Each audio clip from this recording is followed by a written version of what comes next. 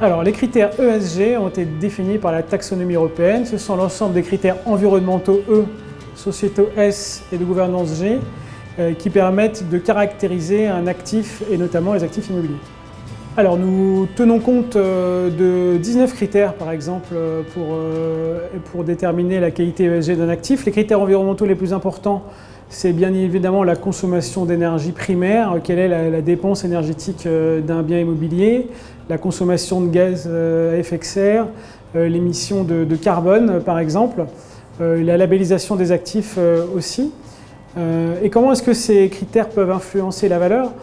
Ça nous permet probablement pour les actifs les moins performants de déterminer le montant de travaux qu'il faudrait pour qu'ils deviennent performants et du coup de déterminer la valeur de ces actifs en déduisant de la valeur optimale le coût des travaux réalisés.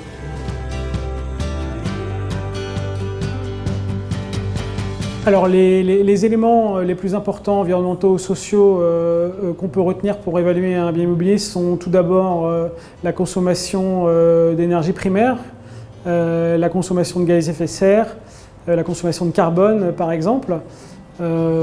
Ces niveaux de consommation vont pouvoir permettre de déterminer les travaux réalisés pour les améliorer et du coup qui viendront en déduction de la valeur. A contrario, un actif très performant sur ces points de vue aura probablement une meilleure valeur qu'un actif qui possède un DPE très défavorable par exemple.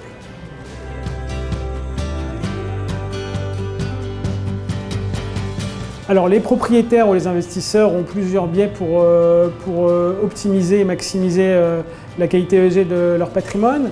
Il y a évidemment la réalisation de travaux qui permet d'améliorer la consommation électrique, de réduire les émissions de gaz à effet de serre. Il y a aussi des choses très simples comme les discussions avec son locataire, la mise en place d'une annexe environnementale à un bail commercial par exemple, et les bonnes pratiques à mettre en place avec les occupants d'un immeuble, comme par exemple fermer les fenêtres si la climatisation tourne.